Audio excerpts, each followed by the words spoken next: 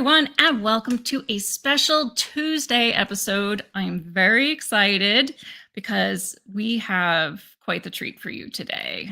And I've had a chance to talk with Susan before, but Dave has not, and I know he's going to absolutely adore her. We've already been chatting a little bit backstage, but I know you'll have a ton of questions for her because she's lived, I think, probably one of the most interesting lives out of anybody that I've ever met. So it's a good one. You guys are going to enjoy it. But let me tell you a little bit about Susan. If you've never seen Susan before or heard, she has a million and one interviews as well. But Susan Masino has been a rock journalist for over 30 years. She has written 6 books, created and hosted the 94.1 JJO local stage radio show from 1997 to 2004 and produced 8 local music compilation CDs. She also appears on the Van Halen DVD, The Early Years, and Let There Be Rock, the movie. Her book, The Story of AC/DC, Let There Be Rock, has been published in at least 11 languages. I don't know if there's any more at this point. And she also has a new book, or has a book, AC/DC, Frequently Asked Questions, All That's Left to Know About the World's True Rock and Roll Band. True rock and roll band, those are bold words, Susan knows. I love AC/DC. Absolutely. She also has another book out called The Secrets of the Universe. And she has not only been interested in rock and roll, but she's also interested in the paranormal. She has done some paranormal investigations. We're going to talk about all of that. So without further ado, let me bring Susan on. Hey, Susan, welcome to the show. Susan. Hey, guys. Hi, Lynn. Hey. Hi, Dave. Thanks for having me. Oh, we're so excited. So it's been a little while since you and I chatted. Probably been, gosh, I don't even know if it's been a year maybe now at this point. It had to have been. It's been a while, yeah. Yeah, yes. So, and Dave hasn't ever had the chance to talk with you yet. So let's talk first about what were you into first, the paranormal or rock and roll? Oh, that's a tough one because I was born into the music business. But when I was very young, when I was born, my parents owned a ballroom and they had big bands. This was in the mid 50s. And I wish I could remember it. I can remember the music coming through the walls and, they had the Dorsey brothers, Louis Armstrong, the legendary drummer Gene Krupa played there. And so I grew up into that. But when I was probably 4 or 5 years old, my grandmother believed in the afterlife. She used to talk about it matter-of-factly. And one night, it's kind of funny to tell a little kid this in the dark while you're going to sleep, but she would tell us stories. And one night she told us about how when her mother passed away, that her mother reappeared in her bedroom to say goodbye. And that opened the floodgates for me. Yeah. Because I even as a little kid, I wanted to know, is that good? Is that bad? Does that mean she's here all the time? Does that mean she can come back? It just a billion questions. Yeah. And from that day on, I wanted to know, what's out there. And I love it. I love the paranormal. It's so fascinating. It is too. It is it's definitely a shared love we both have of the paranormal. And it's funny because I don't know if I ever told you this, but my first experience with the paranormal was I was about 2 years old and I actually didn't realize I was this little because I do remember it. And I was talking to my mom about it not too long ago. And she was like, you remember that? Because I thought I was a little bit older, but I remember I was in my room asleep and I felt someone sit on the edge of my bed. So I looked up and it was my great grandmother. She was sitting on the edge of the bed. And didn't think anything of it because it was just my grandmother, right? And so went back to sleep, even though she didn't live with us or anything. I guess I was 2, so wasn't really thinking about that, but just saw, okay, grandma there, gotta go back to sleep. Wasn't anything threatening or whatever. And I remember telling my mom the next morning that I saw her sitting on the edge of my bed, and my mom just turned like white. And I even remember back then thinking like, it was a different reaction than you were used to seeing as a kid. And she just kind of, okay. And kind of kept going with things. And then years later we were talking and I said, oh, I don't know how it came up. I brought it up and she was just like, she's like, well, the reason that I had that reaction was your grandmother had passed away that night. And in the middle of the night. Yeah. And Oh, I mean, she hadn't told me because I was 2 apparently. yeah. And then again, years later, more recently, when I was talking to her about it, she's like, "I can't believe you remember that. You were 2." And because I thought I was like maybe 4 or 5. Um, Oh, that's so so cool, though. You know, that's definitely, really cool that you got to see her. and stuck with me, obviously, I Mm. can't remember what I had for breakfast yesterday, but I can remember that. Yeah, me too. So I can't, yeah. So I'm right there with you. It was sparked from the beginning with me, the paranormal. But Hmm. so Yeah. then what got you into your parents owned a was it a ballroom studio, you said? It was a actual ballroom on the Wisconsin River in Oh, Sauk City, Wisconsin, called the Riverview Ballroom, oh, very cool. and they had that for about 3 years of my life, and then they bought a Mhm, hotel, bar and restaurant up north, in Wisconsin here mhm, around Wausau, and they had live music every weekend, and they just, I just grew up watching musicians load in and out, and getting to know their families that would come with them, and so that was, I was very fascinated by that. I loved music, obviously, because mhm. it was all around me. My dad likes to, he'd like to make us or laugh at the story of, they my babysitter was the jukebox, because he was running the bar, my mom was Yeah. running the restaurant, and so they put me a stroller in front of the jukebox, and he said, "God forbid I'd run out of quarters," because you know. So that kept me pretty happy.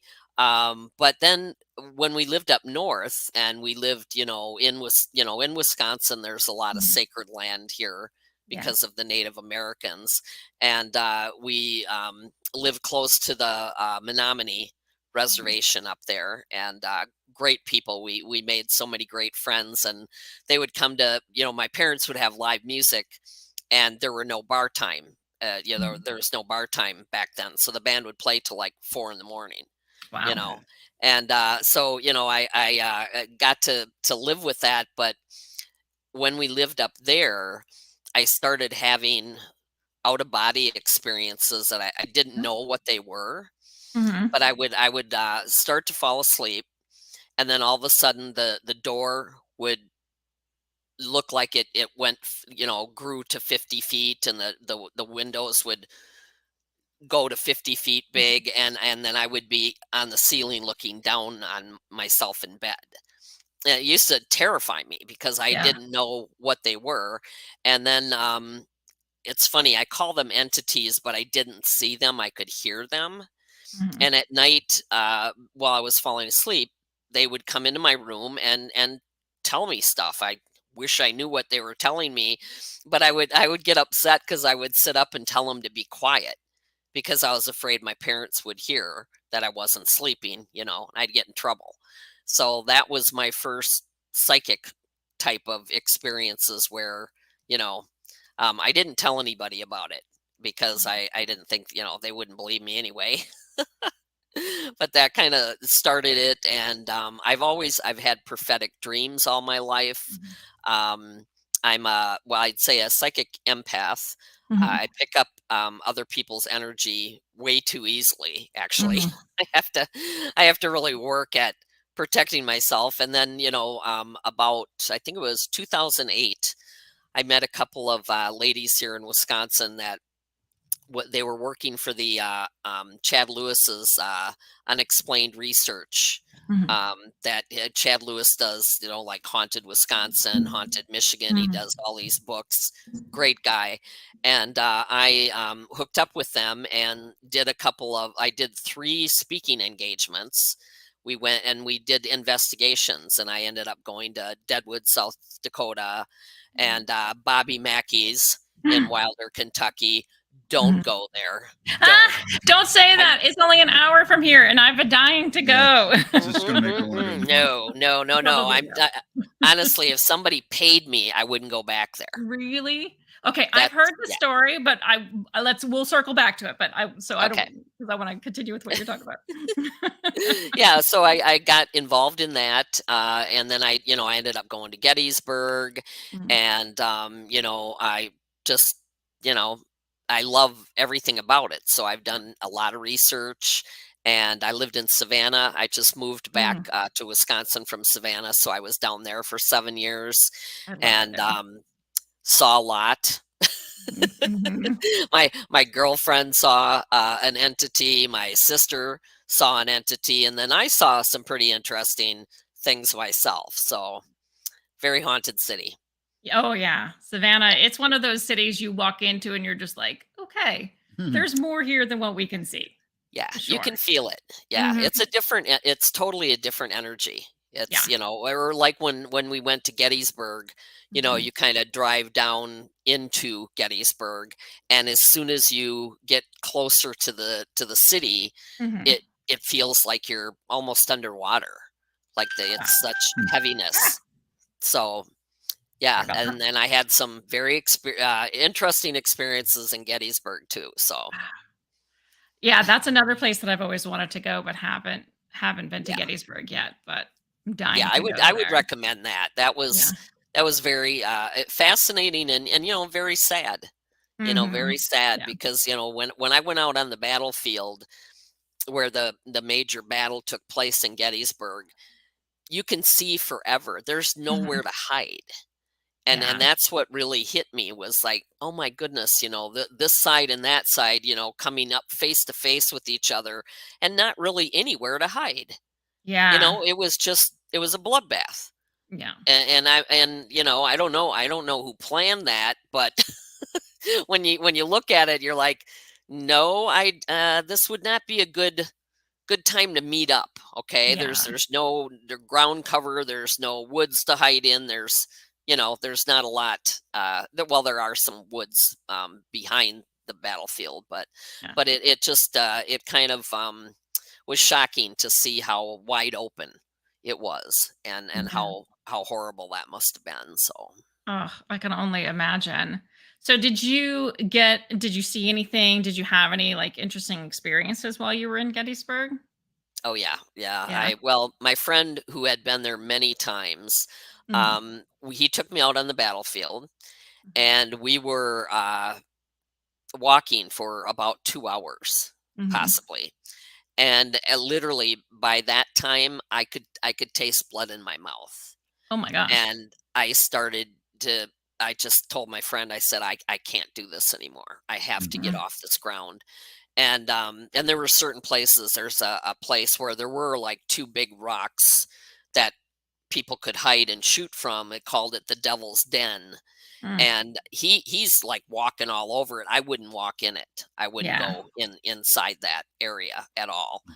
And so then he wanted me to see one more place before we left. He was kind Mhm. of a fanatic about it.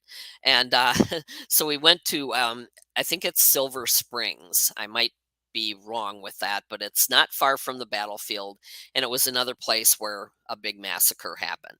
Mhm. And so we drove over there and we parked, and there were a lot of people on the battlefield. You got the ghost hunters and tourists and all of that.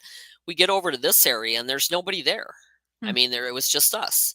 So Wow. we parked the car, and we walked around, and then we started walking down this road along a tree line of Mm. woods. And usually when I get information, I just get it, like I Mhm. just know it. Yeah. Sometimes I can hear people. I can Mm. actually hear somebody talking to me. And as we were walking down this road and the sun was going down, so it's starting to get, a little bit dark out, I felt this kid come running at me, rushing. He was rushing me, and he called me mama, and he said mama. The sound of terror in his voice I can't Mm. really describe. Yeah. It was that bad. Ugh. And he said, "Mama, mama, please help me go home. I just want to go home. Please, Mm. please help me go home." And it just, oh my God, it was so hard. It was heartbreaking. And Yeah. so I told him, I said, okay, okay. I said, the war is over. I said, you don't have to hide here anymore. I said, the war is over, and I'm going to bring in some light for you. I'm going to bring Mhm. in some light. And when you see that light, go into that light because your friends and family are waiting for you. Mhm. And then the tears are just streaming, Yeah. I'm just, the tears are coming. and my friend stepped over it to put his hand on my back, and he went to touch me, and he jumped back and let out a yelp, and I turned to him and he said, "Oh my God," he said, I feel like I put my hand into a barbed wire fence." And I told him, I don't know if he really believed me. And I told him, I said, we are talking to somebody. There's somebody here with us. And Yeah. I think the young man that I was talking to didn't like the guy that I was with, ended up not being such a great guy. Yeah. And I don't think he liked him. Mm. And so he was protecting me when he went to touch me. And so I had that. And then that night we stayed at the Farnsworth Inn, where I highly recommend staying there. It's full of history. And we went on the ghost tour, and they told us, he stayed in the Sarah Black room, and up in the attic of the Farnsworth Inn is where they would lay in the windows and be snipers. Wow. And the first female civilian, Jenny Wade, was hit by a bullet that came out of the Farnsworth from the attic. Okay. So they said, well, at night you will hear them walking in the attic. You will hear their boots walking back and forth. And then they also described, I was staying in Jeremy's room. It was so funny, you're sitting there and they're telling you all these stories, and they're like, well, who's got Jeremy's room tonight? Now, like, me, And what they described is that Jeremy was a little boy that was hit by a horse and buggy. He actually died in the bathroom of Sarah Black's room. So where my friend was staying, they said, you're going to hear boots on the ceiling, and then you're going to feel the father of the little boy pacing around the bed. You're going to feel that energy. So, okay, we knew that. It was going to happen. And she said with Jeremy, his room that I was staying in used to be an open porch where 2 soldiers were shot, and they made it into a bedroom, and they put all these toys in there, and it was, it was very, quaint and so historical. And so that night, I go back to my room, and I went to sleep like a champ. I didn't have a problem with any of it. I was, I'm kind of like that anyway. Yeah. Like, you're going to haunt me, I'm going to sleep anyway. So, and so I dreamed that I played with a little boy all night. And I kind of thought it was my son when I woke up. I thought, well, I was having a dream about my son. Well, that morning, the first thing was these people that it sounded like they were in my room, these ladies that supposedly were like next door to me.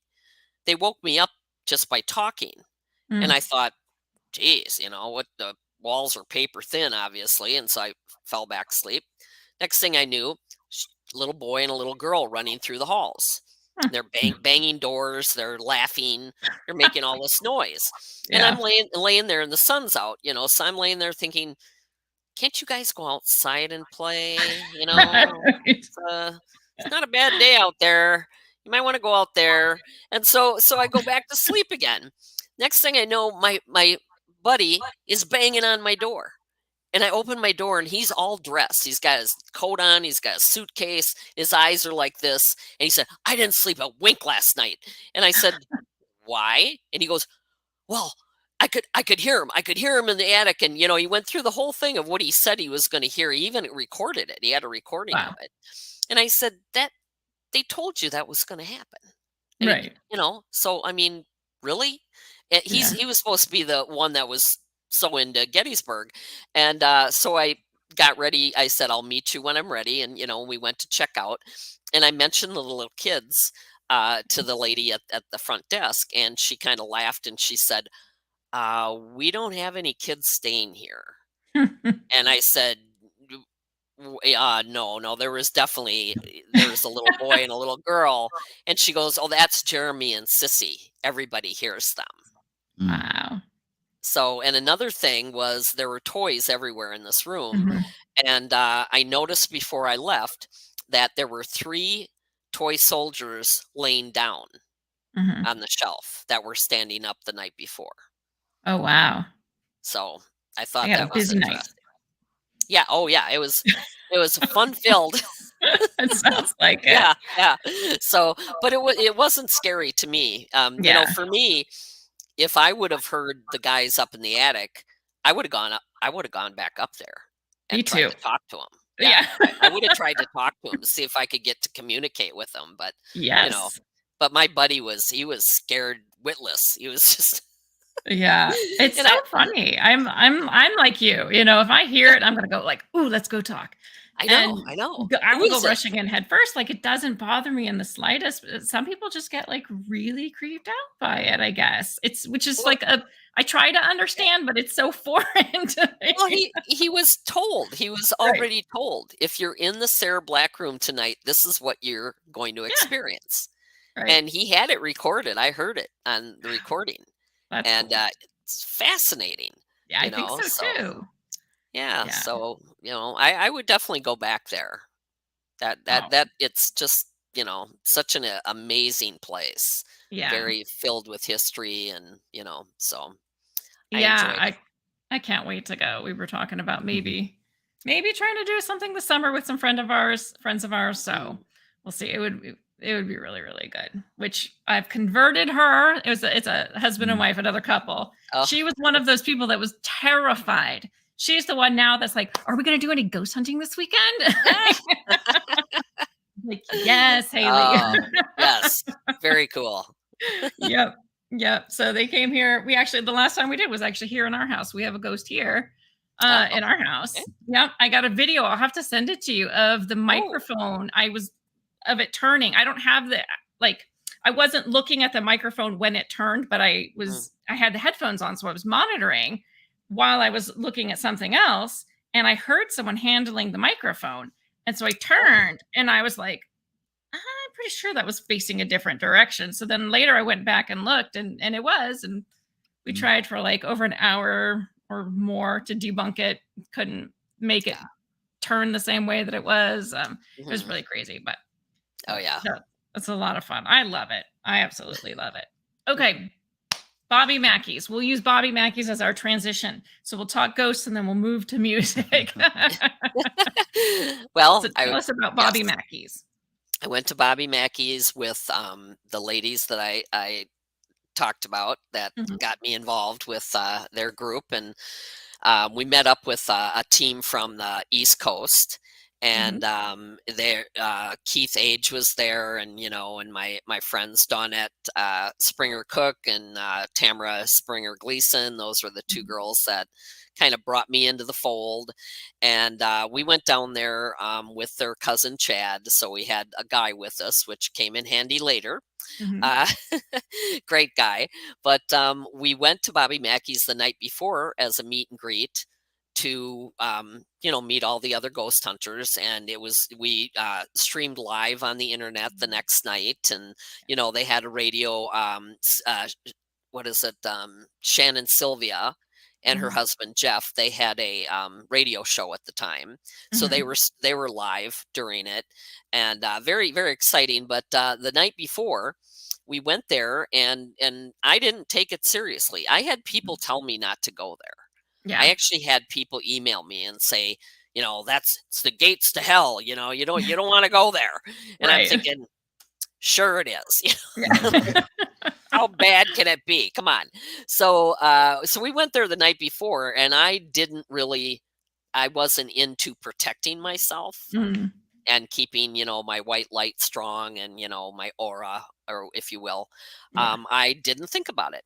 I just went to have a good time. We were going to have drinks. We were going to meet everybody. Bobby Mackey's band was going to play. It was a Saturday night, so it was very festive. And as soon as the four of us, myself, my two girlfriends, and their cousin, the four of us, we walked into the bar, and as we got over near the dance floor, we all felt the room spin, like Mm. just once. Mhm. And we all stopped. All four of us stopped. And as I'm looking at them, and they're looking at me, and one of my friends says to me, "Did you just feel that?" And as she said that, I felt something walk through me. like completely go through me. Like it's just it's really hard to describe. And I turned around and I went, ew. It's like, what? Seriously? So I didn't think anything of it. So we had a good time that night, and we went back to the hotel. The next day we got ready and we went back. And then at night now, you're doing the ghost investigation, and there's probably 30 people. Wow. And they broke it into like 6 groups of 5, and some were here, some were there, different parts of the bar. And it was cold, and they had to turn the heat off so there you can record. Yeah. So it was cold. It was uncomfortable. That's the way I looked at it. It was uncomfortable. And there's so many layers of hauntings in Bobby Mackey's. You go back to the Native Americans. And then there was actually the Underground Railroad went through there because they're right on the river. So you have that. And then it was a slaughterhouse back in like the 1800s. Yeah. And then it was like a kind of a mafia hangout in the 50s. So there's so many things going on. And people like to provoke, actually the guys, Zach and everybody on Ghost Adventures. One of the first times they went to Bobby Mackey's, Zach was provoking, and he got 3 long scratches down the middle of his back. Yeah. Which, and I didn't take it that seriously. It felt, it was sad. It was just kind of creepy, there's just a really creepy feeling in the place. And we were trying to pick up energy, and I was with the group of my friends, and how you have the green little dots, the grid across the walls, and so we're sitting there in the dark, and and like I said, I pick up, sometimes I can hear things, and they one of them says, what are you getting? Are you picking up anything? And I was getting these wise guys swearing at us, telling us to get the F out. Yeah. Yeah. I kept hearing that in my, we're sick of this, get out, and I was afraid to say, well, actually we're being sworn at right now. Right. Yeah. There's some guys here that are really not that happy with us. And so that was, the biggest thing that happened to me. The second night was, I heard some wise guys that weren't real happy. So we leave about 2 a.m. We were there, quite a bit, 4 or 5 hours. And we all went to the same restaurant, ate the same food, went back to the hotel, and something told me to pack my stuff and lay out an outfit because we're headed back to Wisconsin the next day. And it's a 7-hour drive. So they crashed, and I packed my suitcase and I got my outfit out, and I went to sleep. About 5:30 in the morning, you know how you wake up like when you have the flu, and you wake up and all of a sudden you're like, this something's wrong. Yeah. Well, I ended up in the bathroom at about 6 a.m. and it was horrible. I mean, I don't want to get too graphic here, but it was really bad. I was purging nonstop, and it was hours upon hours of this. Gosh. It was crazy. I mean, absolutely crazy. Obviously, I believe I was poisoned. I was psychically poisoned by whatever went through me. And years later, I went back to Wisconsin. The cousin had to carry me to the car because I couldn't walk. That's how sick I was. And 2 days later, I ended up in the ER, severely dehydrated. I can imagine. And they did every kind of test they had. There's nothing wrong with me physically. They couldn't find anything. So years later, Jack Osborne does a show called Portals to Hell. Yeah. And he and his partner, I think her name is Katrina. Yeah. They went to Bobby Mackey's. Yeah. And they had Cindy Kazi. Yeah. She's really cool too. Yeah. And she was doing automatic writing. And in her automatic writing, it came out, I can make you sick. And so, nothing happened during the show, but at the end of the show, they show a disclaimer on the screen that says, Katrina went back to the East Coast, Jack went back to LA. Within 48 hours, they were both admitted to the ER. That's right. I do remember that. Yeah. Wow, that's crazy. Don't go to Bobby Mackey's. I'm telling you, Okay. don't. Okay. I'm serious. I'm convinced now. So now your friends that you went with, did they shield themselves and did they have any issues while they were or after they were there? They were smart enough to protect themselves. Yeah. They were fine. See, whatever that was bounced off their cousin and both my friends and went right through me. Oh. And gosh. it was like being slimed in the Ghostbusters, Yeah. That's how it felt. Yeah. Oh, So I've been invited back several times. I won't. And it's mainly, I believe, there are entities there that can make you sick, and too many people go there and provoke.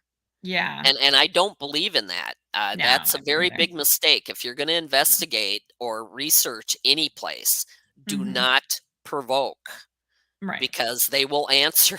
Right. You'll get answered. And they were doing that. The one thing that did happen the night of the ghost hunt, if you will, was they were provoking in the basement where the well is, where a woman's head was, she was decapitated and her head was thrown down that well, is what is believed. Right. And they were provoking, and this grown man was pinned up against the wall against something he couldn't see and ran out of the place in tears. Well, so that did happen while I was there.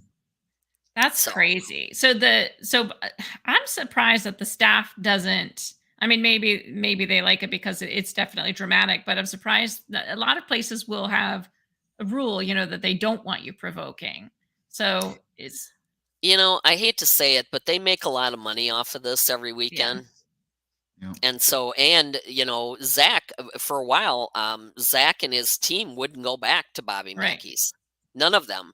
They finally did years later, and they interviewed people that worked there and people that used to work there, and every single one of them had a bad story, had a negative thing to talk about, that they were affected in some way. Yeah, so, I can imagine.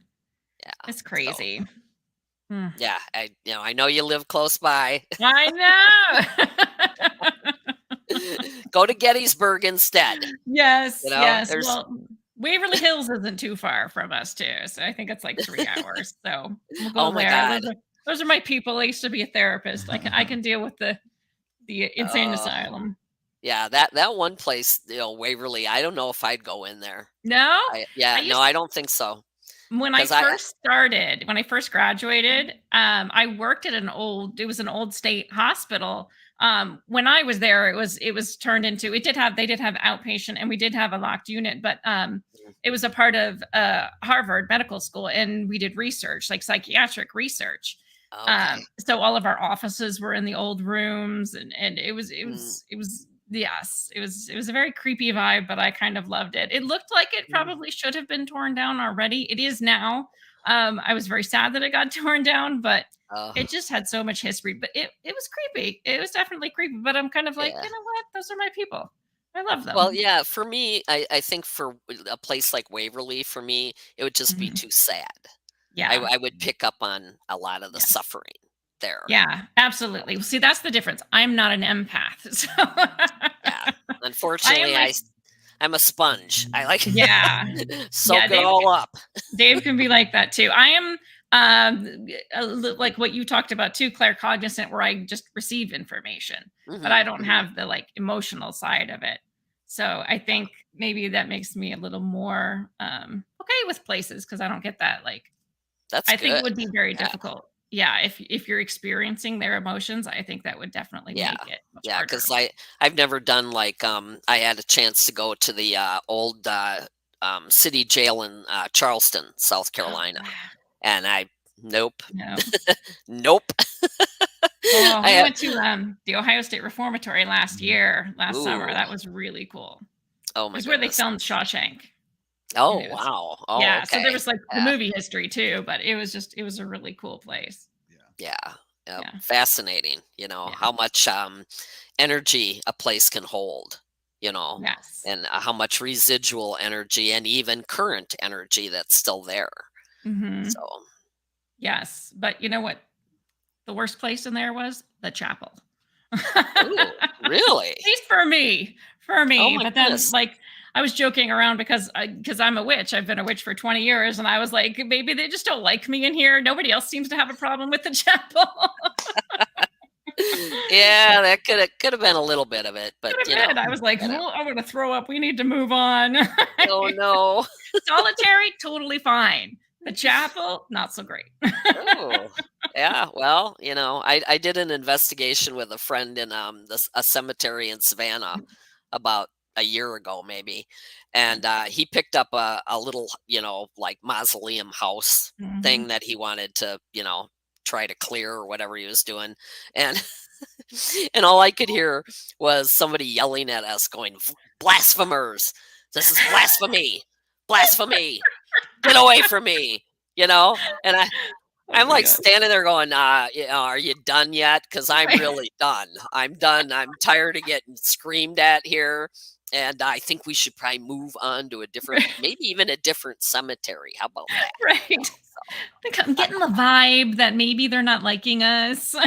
Yeah, this guy was not happy. Wow. And you know, and I was, yeah, I could hear that. And the funniest part, and his name is Thomas Sawyer, great psychic himself, very talented. And he's based in Atlanta now, but he was living in Savannah. And as we were leaving the cemetery, I felt this huge whooshing above Mm. me, and I went, "Whoa, you know, wow!" I said, "There's some real energy going on up here." And he goes, "I brought in a dragon. Fire purifies." Sure. Okay, As one does. Yeah, right. yes, Right. Pet good dragon. idea. I'm glad you thought of it. That's He was awesome. surprised that I could feel it though. He's like, "Oh," you know, I said, "Yeah." I said, "What is this?" You Surprised you know, feel a so dragon, yeah, huh? big dragon, very big, Yep, the very big. dragon in the room. Yeah. Yep. Yep. Oh my gosh. That's amazing. That's amazing. So now you and I have chatted a little bit, but I want to kind of you were a rock journalist, and I know you traveled with ACDC, correct? Well, I didn't Or travel with them, but Mhm. was I met the band on their first American tour, Yeah. and I became friends with the one of the roadies, Barry Taylor. Mhm. And at the time, he took my name and number and my address, and we literally became pen pals, if you will. He called and wrote me every week for the next 3 years. Wow. And every time ACDC was anywhere, Rockford, Mhm. Chicago, you know, Madison, Milwaukee, I was always at all of those shows. Nice. And I'm still friendly with them today. I mean, that ended up, Barry actually left the band right before Bon Scott died. Mm. And the next time I saw the band was on the Back in Black tour after Brian Johnson had joined. And I've kind of had a, you know, a friendly relationship with them Yeah. for many years now. It's amazing. 46 this summer. Wow. Wow. Oh my gosh. Yeah. I just, you know, it's a lot of years to admit to, but Hey, yeah, I was a there. lot of fun years, I'm sure, though. Oh God, yeah. I mean, Yeah. I knew the night that I saw them that I Mhm. was seeing a phenomena. I Yeah. really, because I was a huge fan of, you know, here in Madison at the Dane County Coliseum back when I was in high school. I saw everybody. I saw Cream, Black Sabbath, Deep Mm. Purple, you know, just everybody. And I just, you know, when I saw ACDC that night in this little club, you know, there's like 75 people there. The tickets were $3 to get in. Wow. And when I saw them play live in front of me, like 30 feet in front of me, that was it. Amazing. I had never heard anything like that before. And we have a long running joke that night when I talked to the band after. You know, everybody in the club wanted to meet the band Yeah. afterwards. You know, so they had the whole line of people, and they were so funny. I mean, you know, broke. They were broke. You Yeah. know, they had no money, and nobody knew them. Their album "Let There Be Rock" had been released in the United States, but the radio didn't play it. So I'd never heard of them. I didn't know who they were, what they sounded like, or anything. And so after I saw them that night, I was talking to them in the dressing room after the show, and I said, after everybody left, I waited and had to have some time to talk. And I told them right out, and I don't know why I said this band in particular, but I said, you guys are going to be internationally famous. I said, it'll be a couple years. It's going to take a little while. But I said, someday you're going to be as big as the Rolling Stones. And they just died laughing at that. They awesome. laughed. Yeah, they laughed so hard. Angus was sitting in a little couch in front of me, and he pulled his shoe off and stuck his foot up in my face. And he says, "Oh, does that mean I can buy me some new socks?" Yeah. Mr. Embroidered on underwear now, yeah. So but that has been a long running joke now. So every time I see them, I always say, at the end of our visit, I'll always say, "Now, can I say you're as big as the Rolling Stones?" And the last time I said this, Angus says, "Nope, Mick and Keith will always be taller than us." True. So, yeah. So they won't take the compliment, but it's become like a joke. And it's funny. This was years ago, that I said this, and I've had people say, 2 to 3 years, Bon Scott's gone, Back in Black comes out, they're huge. What is she, a psychic? Yeah, You're I like guess I the was. dragon. The dragon.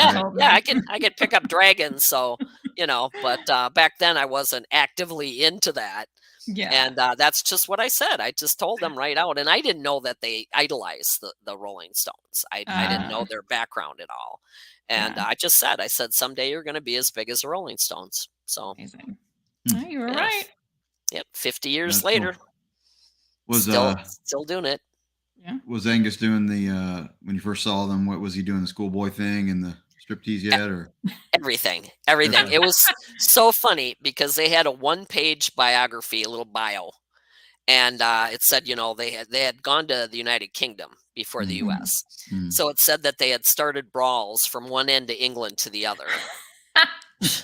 And then they talked about Angus being this little stick of dynamite. Right. Well, Angus didn't have a whole lot to say because I hung out with them for a couple hours before they played. Yeah. And Angus sat on the couch tuning his guitars and, sipping his tea and not really talking to anybody.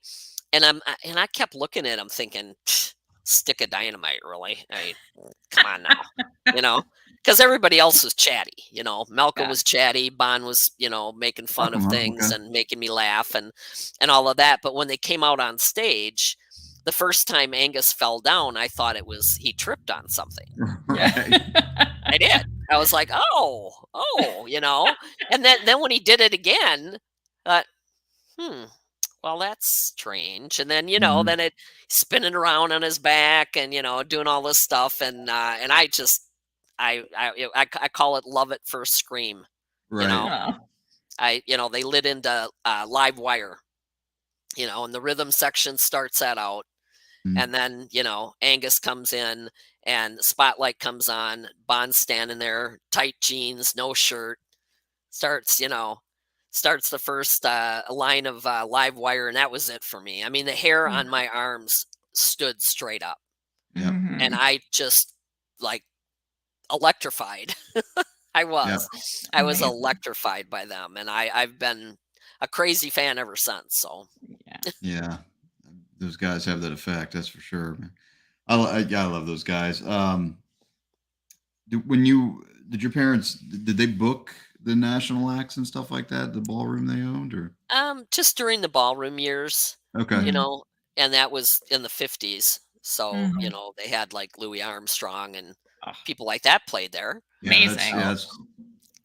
That's incredible. Wow. Yeah, the claim to fame that I have is, and a lot of people don't know who Gene Krupa was. Yeah. But Gene Krupa really revolutionized rock drumming. Mhm. I always have to pull this on every famous drummer I ever meet. I have to tell him the story to see what he thinks, and anyone that doesn't know, if you're in that position, you don't know who Gene Krupa is, and I'm like, I don't even want to talk to you. I'm sorry. Right. Go talk to the bass player now. But they used to put me in the ballroom to play because Mhm. you had Main Street and the river. Mhm. I mean, they could have taught me how to swim early, but they didn't. Uh, but they would put me in the ballroom. Mhm. So I was a little kid, and I was on stage. I would go on stage, and I would like play with the instruments. I would mess around with whatever I could get my hands on, and I don't remember this. I really wish I did, but I don't. My mom used to tell us all the time, though, that Gene Krupa was playing there. Yeah, I think a couple nights he played, and one night he comes walking into the kitchen with my doll in his hand. And he said, I bet somebody's looking for this. And my mom took him into we had a little apartment on the ground floor right off the kitchen. And he gave me my doll and he tucked me in. Aw. That's So I cool. was tucked in by Gene Krupa. That is the coolest thing ever. Yeah, That's awesome.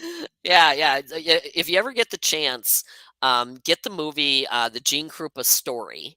Mhm. Where the actor from Rebel Without a Cause, Sal Mhm. Mineo, Mhm. plays him, Mm. and he plays along to Gene's drumming.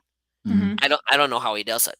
I honestly don't know how he physically was able to replicate how Gene Yeah. Krupa played, Wow. because Gene was like all over the place. Yeah. He played a lot of the floor toms. That was his thing, and Mhm. like this, all the stuff that the rock drummers do now, Mhm. that came from Gene Krupa. Yeah. So Mm. Wow. Do you ever feel like you sort of connect or hear anything from like Malcolm or Bon or anything like that? oh, definitely. Okay. Yeah. Somebody just posted blueprint for drummers, Gene Yeah. Krupa. Yeah. Yes, thank you. Thank you, Yeah. Paul. Hi, Paul, by the way. We got a lot of Love that. musicians who Yeah. are in Appreciate our that. audience. Yes. Yes,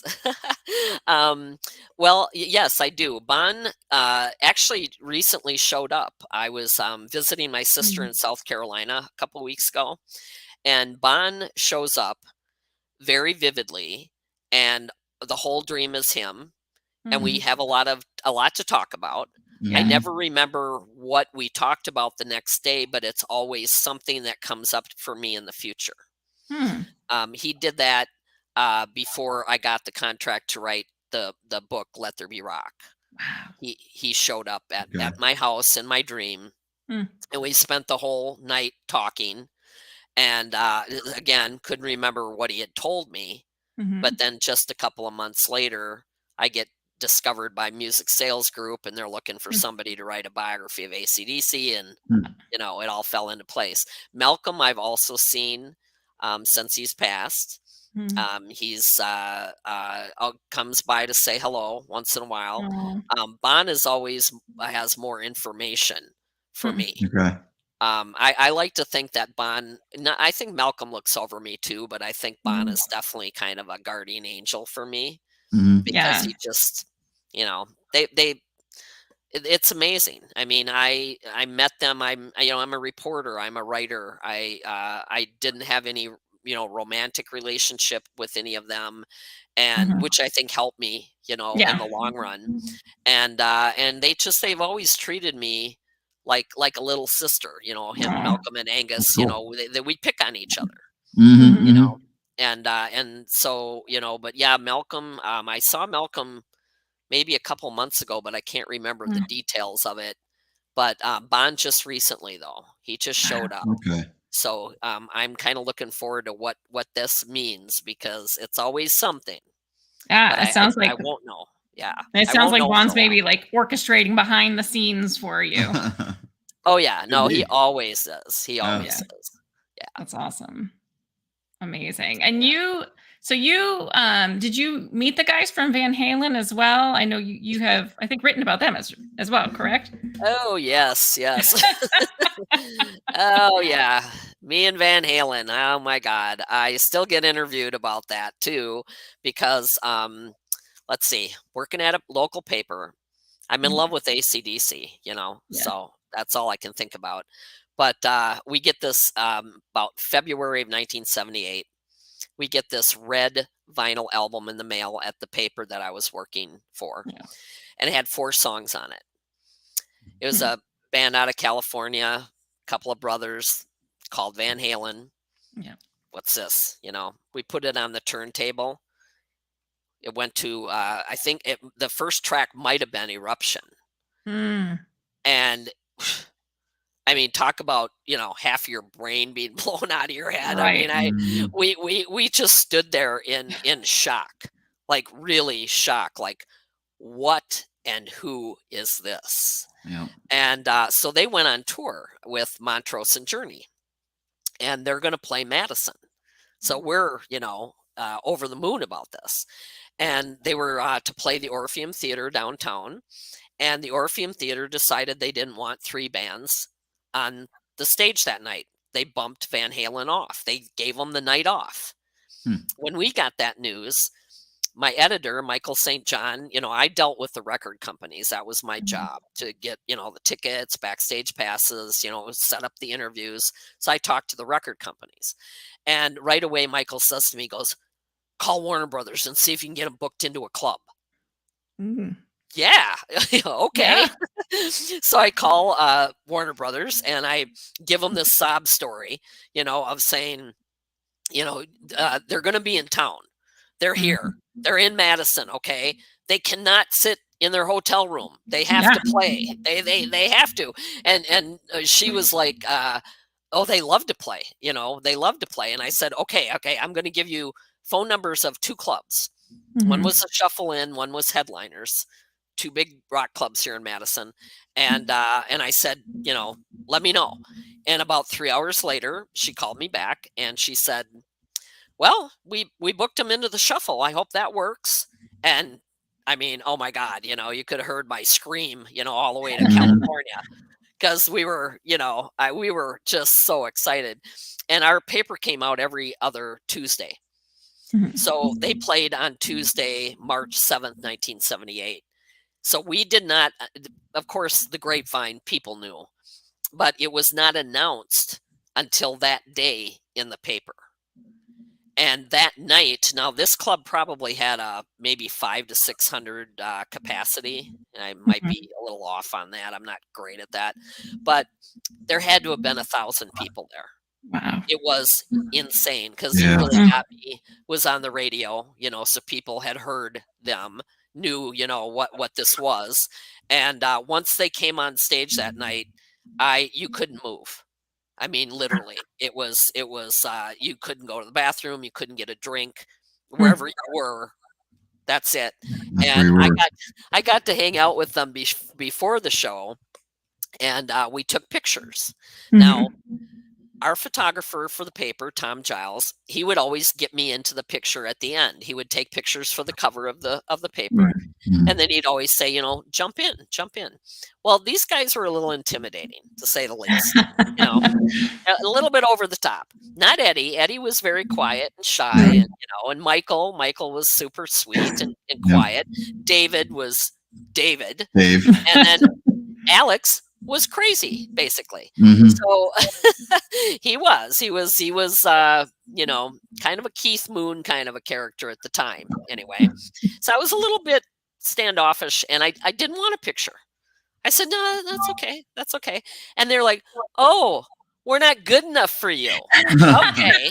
Well, that's okay, I don't mind. They're putting on. And so I walked up to them and I said, all right, fine, I'll take a picture, but don't. And all 4 of them, I said, don't one of you touch me. And I turn around, like, take the picture. Now, David, I could feel him just touching my elbow, just ever so slightly. Of course. Yeah. Michael was behaving himself. Alex put his head down by mine so I could hear, or I could feel his hair on my neck. And then, that was Alex. And then Eddie bent down. And I thought, trying to get into the picture. Well, my photographer, Tom, is giggling. And the band's giggling. And I'm thinking, what's so funny? Snaps the shot. Next day, that night, I went to the party afterwards, but jumping to the next day, Tom came in with prints. He turned around and he handed me a 5x7 and said, "You want to know why everybody was laughing?" And I said, "Yeah." And I grabbed the picture, and here Eddie looks like he's got his hands around the top of my thigh. And I mean, way up at the top of my thigh. And the thing about it is I had the, it's the 70s. I had these wide dress pants on. And I didn't, honestly, this is the truth, if I would have felt his hands there, he would have got punched and the picture would have been over. Okay. There would have been no picture. I would have punched him. I totally would have. And so, now I have this picture that is iconic after all these years, because those hands, I mean, those amazing hands. Right. And, oh my God. So, but that night I went back to the Sheridan, and they had stayed at the Sheridan for 3 nights. They had been there the night before, the night I was there, and then the night after, which actually I had to go cover a band at the Playboy Club in Chicago the 3rd night. And then I hooked up with them again in Milwaukee on the 4th night when they played the Riverside. But I was there the 2nd night. And Alex just decided that I was his and nobody was getting near me, which is, fine for, it was cool. But I had a huge crush on Eddie. Not going to lie. David was beautiful and he knew it. And, but Eddie was, for me, I'm like, no. I would love that, but Alex wasn't having it. So, so Alex, we were waiting for the roadies to come back to the hotel with beer from the club. So Alex says to me, and we're in this party, there's lots of girls and lots of people talking, and Eddie is in his room by himself. He wasn't in the party with us. And we tried to go get him to come join us, but he wouldn't. Very quiet, very, very shy, very sweet though. Very sweet. I thought he was sweet till I saw that picture. And then He's still a rock star. I was like, wow, I'm like, really? But so Alex grabs me by the arm and he's like, "Come on, let's go see if the roadies are here yet." So we take off, we go down the hall, we get in the elevator. And as we're going down, he's hitting the alarm button on every floor. So he's setting the alarm off on every floor, which was like troublesome at that time. Because I'm in the elevator alone with him. Okay. So then he stops the elevator and he says, "Hold the door open. I got a trick. I got to show you this." And I'm thinking, oh, geez, probably not a good idea that I agreed to go into an elevator alone with Alex Van Halen. So I'm holding the door open. He jumps out, puts his head back in and lines him up with the door. And he says, "Oh, let the doors close." And I'm like, I'm holding the button. I'm like, I'm not doing that. What are you insane? And he goes, "Let the doors close." And I said, "Not letting the door close." He goes, "Let the door close. You're not going anywhere." And I'm getting these headlines flashing, rock journalist kills Van Halen, in freak elevator accident, and he made me so angry that I let the doors close. Yeah. I'm like, "Fine, you want to crush your head? Go ahead." So the doors hit his head and bounced back open. He thought that was the funniest thing he'd ever done in a million years, right? He was having a great time. So then, and he liked to pick me up a lot. He picked me up, around the waist and threw me out into the hallway, held the button, and he says, "Now you're going to do it." And I said, "I'm not doing that." He goes, "Yeah, you are." And I said, "No, I'm not." And he goes, "Yeah, you're not going anywhere until you do it." And I'm looking up and down the hallway thinking, can I outrun him? Right. No, no, I can't. So I put my head between the doors and I let the door shut on my head. Now, do not do this. Do not try to do this. This can be a fatal accident for you. Oh my Okay? gosh. Don't do this. But I did. And it didn't hurt so much, but the sound in your head sounds like your head's being crushed. Oh, It's just this, you know. And so I let him do it. And the doors flew open, and he laughed so hard that he slid down to the ground, and tears started coming out of his eyes. And I said, What? I said, what is so funny? He goes, I've been trying to get the band to do this. I've been trying to get all the crew. He says, That's hilarious. yeah, he goes, you're the first person that has ever done this. He goes, the band is going to freak. And I think after this, I think they literally were a little afraid of me because it was like, she's just as crazy as Alex. So, be careful around her. You don't know what she's going to do. yeah. So years later, 2003, I get a guy that gets a hold of me and says, we're doing a video. Now, this is 2003.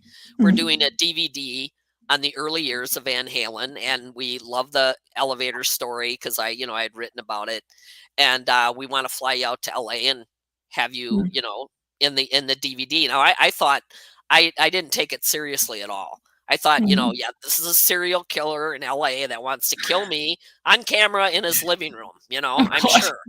Yeah. So I gave him a hard time about it, but he talked me into it. He paid for me to come out.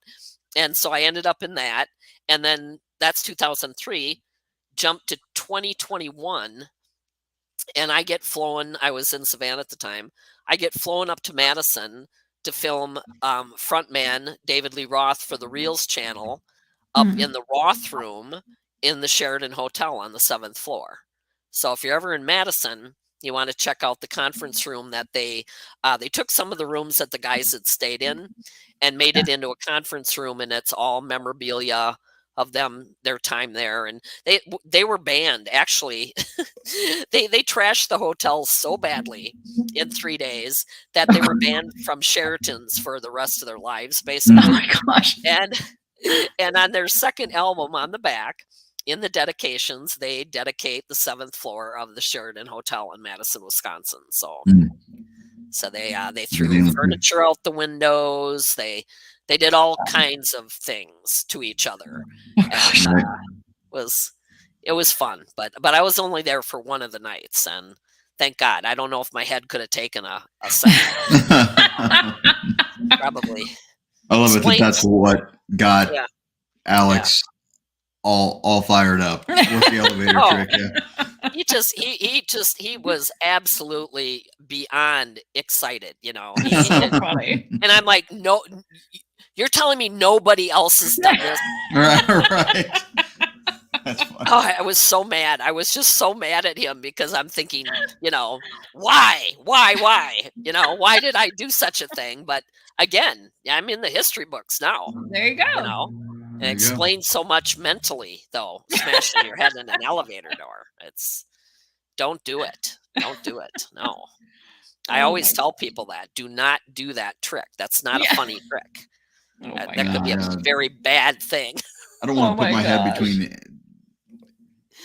No, I get it can get squashed. I'll say that. But when the doors close, you can put your arm in there. I'm even worried of doing that, of getting my arm caught. There's safety mechanisms, but why chance it? I know. So I'm even leery about it now. I'm like, don't do that. So yeah, that was. I had a few experiences with Van Halen, and all fun. They're amazing. My favorite part, I'll tell you real quick, not that you need to know, but I did write about it. There was one bathroom in the dressing room at the Shuffle in the basement, and as they were getting ready to go on stage, they all took turns using the bathroom. Well, I'm just hanging out. I'm just the only girl, hanging out with the guys. And that was kind of my thing, that I could just kind of blend in with everybody. And I think that David could sense that I wasn't all crazy about him. I mean, I liked him a lot. Yeah. He's very, very smart guy. I mean, oh my God, we've talked had long conversations. He can talk about anything. But I think that he knew that I wasn't like, oh, I want to get my hands on him kind of thing. Yeah. So he changed into his leather pants in front of me instead of using the bathroom. Right. Oh. And he didn't ask me to turn around, and I didn't offer. Right. Good for you. As you should. Yes. So I got up close and personal with David right there, then and there, and yeah, I was good with it. It didn't bother me. Yeah. It didn't bother him at all, apparently. That's hilarious. Yeah, I Oh mean, my gosh. knowing the way he was, he probably thought it would freak me out. Yeah. And no. I would have been I like, imagine, yeah. Oh yeah, no, I was, I was enjoying the scenery while I could. Yep. Yeah. But It's hilarious. Well, in my mind, I'd be like, well, if you're going to do this, I'm going to give it to you right back. So. Oh yeah. No, I was, I was happy. I had a smile on my face. I was like, ooh, yeah. Yep. Okay. I like it. It didn't involve underwear. I know that. So. I don't think you could hide them in those things. Usually, Yeah. I mean, you not those tight leather pants. No, Yeah. no, he didn't have anything between him and his Calvins. There was nothing, nothing there. So I think he liked me better after that. Probably really did. Yeah, because I was totally. Well, you didn't know I grew up in a bar. Oh. I mean, you grow up in a bar, you see a lot of stuff. Yeah. So I was. That's true. Yeah, and I'd already been hanging out with AC/DC, so Right. You were well prepped for that moment. I know. I was already dealing with Bon Scott. I mean, come on, little David. Sure, why not? Little Dave, yeah. Yeah, Bon was a character too. That's for sure. Oh my God, he was. Yeah. That show that they bumped VH from Montrose was there. You said was Sammy with him then? Don't think so. I really don't think he was. I would have to look back on that, but I don't think he was. I don't remember him being in the band. Okay. But then I didn't see them when they played in Madison. I saw them 2 nights later in Milwaukee. Okay. And it was Van Halen, Montrose, and Journey was the headliner. So, and that was a great night. That night, I met Leslie West from Mountain. Mississippi Queen. Yeah.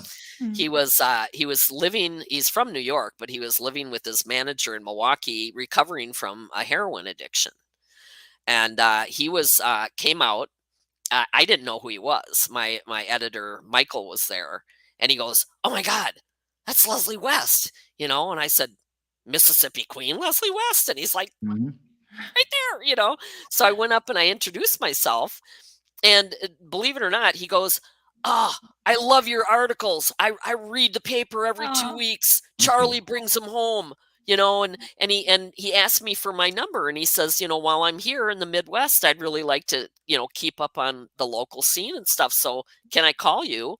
And we ended up being buddies. We were friends for many, many years after that. So Leslie was a super cool guy, and what a guitar player that he was. Yeah, another icon influence, for a lot of people. Yeah, so I was very lucky because at the time that I was with the paper, you had TV, radio, and paper. That was it. There was no internet, no MTV, none of that. So paper was pretty powerful. So at the time, with all the shows that were coming through, we got everything. We got interviews, we got photo shoots, whatever we wanted, really. And we actually ended up being the first magazine / paper that put Van Halen on the cover in the United States. Oh, wow. That's cool. Yep. Warner Brothers was really happy with us. Yeah. Needless to say, anybody that saw Van Halen, you're going to put them on the cover. Right. But we were there in the beginning, so we were lucky. That's so cool. That's awesome. Yeah, it was. I had so many experiences. Hung out with Ted Nugent. Keith Emerson, Lake and Palmer. Cheap Trick.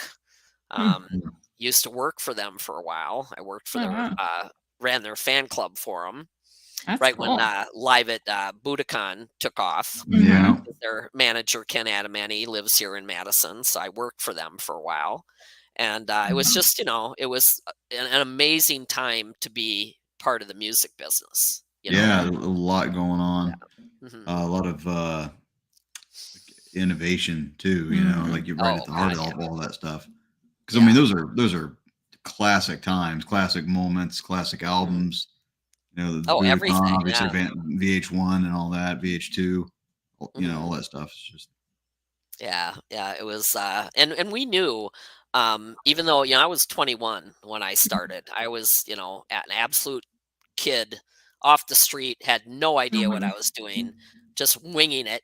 But we knew that we were seeing history. yeah. We used to talk about that. I always We used, wondered that because yeah. I didn't I didn't even hear VH1 until like 1985 or something like that. You know what I mean? And Oh, yeah, for me it was always like what had what was this like when it broke? Like when you heard Eruption and you really got me on the radio or whatever. So oh, it's yeah. I'm It always mind yeah, blowing. I heard. I mean, the first thing I ever heard from VH was Sammy. You know, Oh, okay. yeah, Oh, and that actually made one of the things that made me want to play guitar, and oh, yeah. I didn't get VH1 till later. And it was like this is just the greatest thing ever. Oh, I mean, yeah. Yep. because Eruption sounds like you take your pick, either God or Satan's playing guitar, either one. It doesn't matter. That that He's that guitar tone is definitely, just yep. Oh, yeah. still. And sorry. He used to have a on stage. You can probably see this in videos, but when I first saw them, he had a bomb, like Yep. a Bomb. actual, Yeah, bomb. casing. Not, yeah, it was not. You couldn't detonate it, thank Yeah. God, because Alex is around. You never Right. know.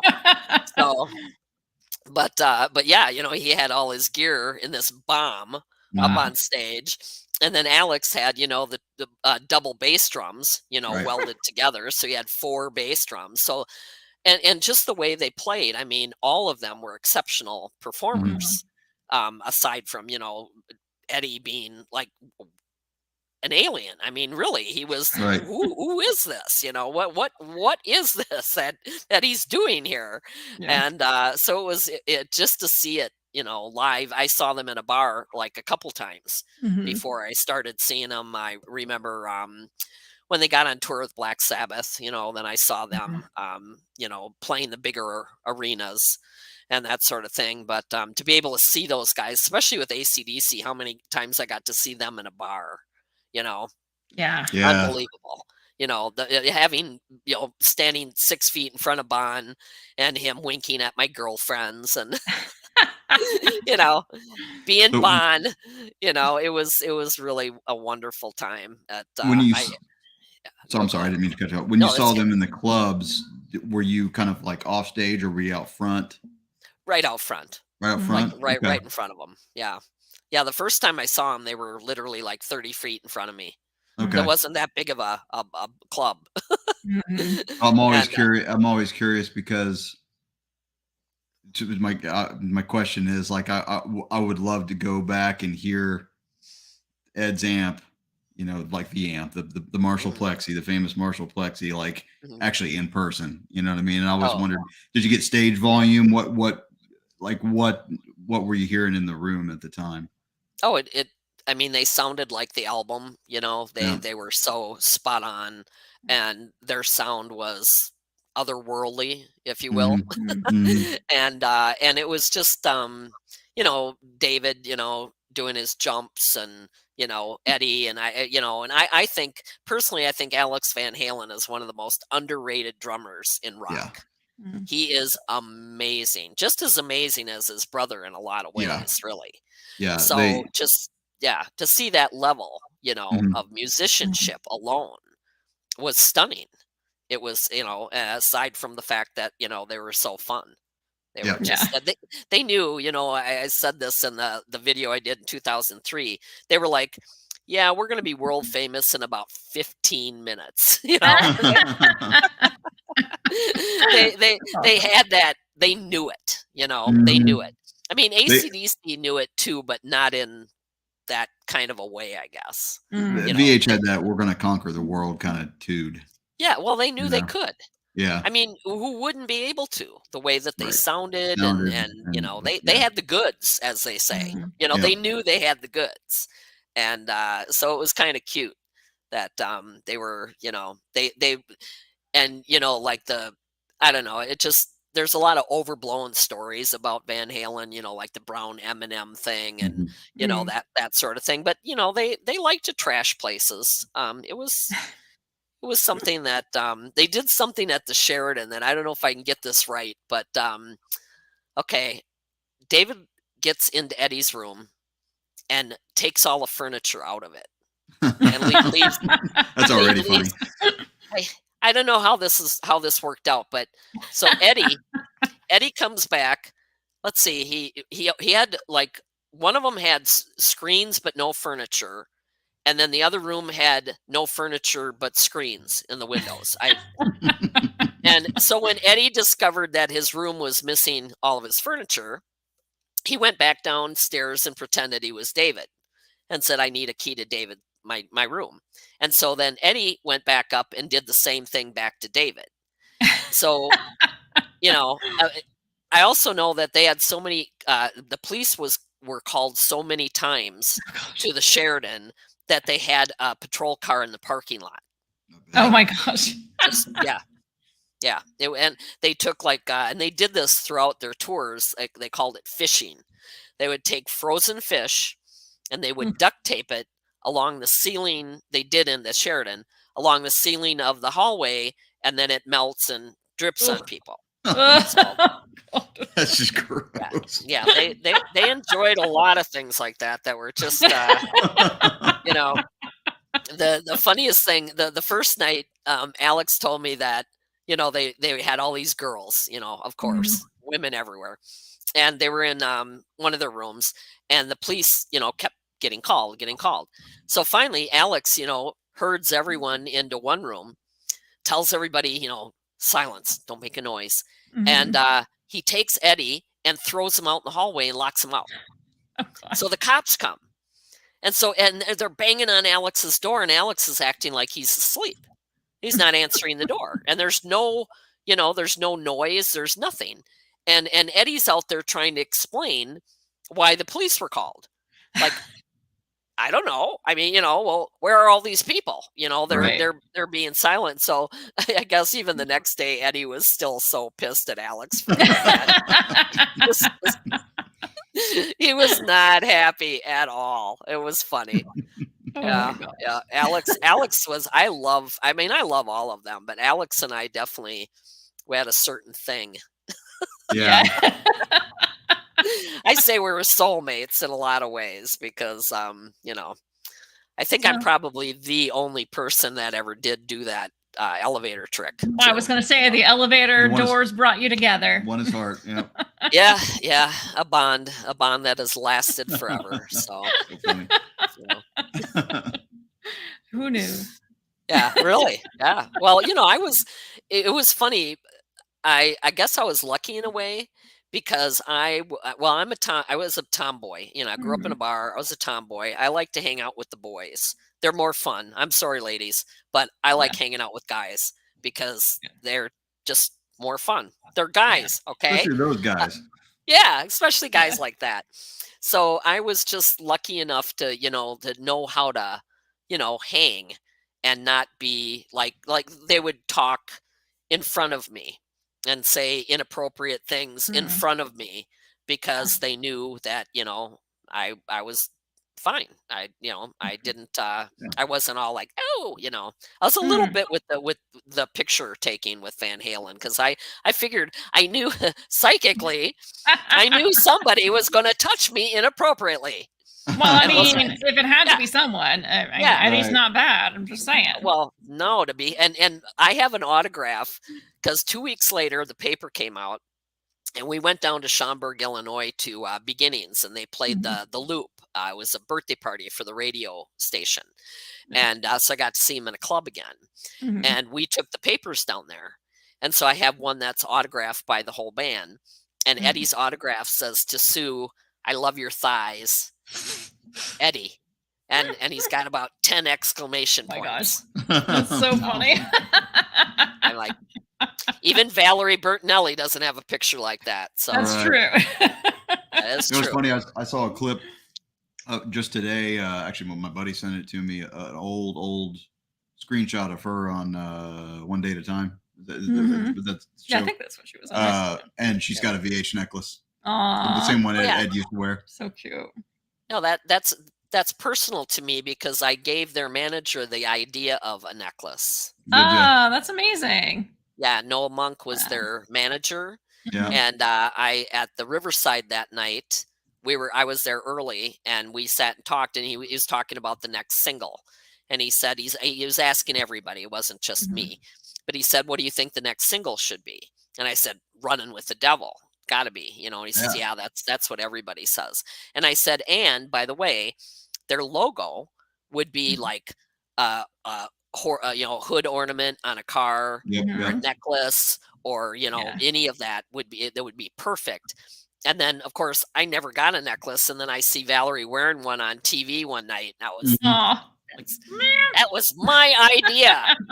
So you could at least mail me one, okay? They Right? still owe me a necklace. So Yeah. anybody out there that's listening, you still owe Right. me a necklace. So Yeah. Oh my gosh. That's yeah, That's awesome. that's crazy. amazing. It's amazing. Telling you. One of the most interesting lives. Yeah. It's been, Incredible. it continues. I mean, it just never seems to end. Now, You do know, you you- ever hear from Ed at all? Actually, funny you should mention that, because getting back into the paranormal. Mhm. Okay, October of 2020, I go back to the Sheridan, and I had a book signing for the FAQ book. So I believe it was the FAQ book. I'm Mhm. pretty sure it was the ACDC FAQ book. So I booked a book signing, and the Sheridan wanted to unveil the Roth room. Now, it's funny. When they took me upstairs, and I gave them a lot of memorabilia for the room. So they wanted me to see it before anyone else saw it. And they took me up there, and I saw, the plaque, the Roth room. And they opened the door, and as soon as I walk in, I look around and I go, "Wow, Eddie and Alex is going to hate this." Yeah, the Roth room, but they couldn't get legal clearance to call it the Van Halen room. So that's Ah, why. That's why. So they gave me I had 3 of my girlfriends. We were going to do my book signing, and we're going to stay 2 nights, celebrate my birthday. It's on the 3rd of October. So we're staying in a room, and I have one girlfriend with me. The 2 psychic girlfriends are across the hall, mhm.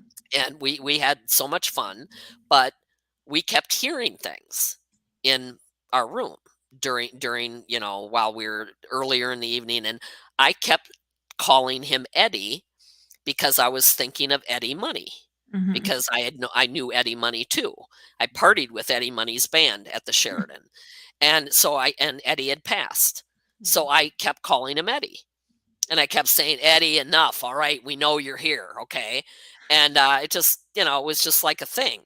And so the first night, I do the book signing, and I'm terrified. It's the pandemic. Mhm. So, we're wearing masks, and and it was very careful. We were very Mhm. cautious, okay? Yeah. But I felt guilty because I thought, what if somebody gets sick from this? I just Mhm. really, really worried about that. I'm laying in bed, my girlfriend's asleep, and I cannot sleep. I cannot sleep. I'm thinking, "Oh my God, if somebody gets sick, I'll never forgive myself." Just going, going, going. And all of a sudden, somebody came up to me in my ear, my left ear, Mhm. and went,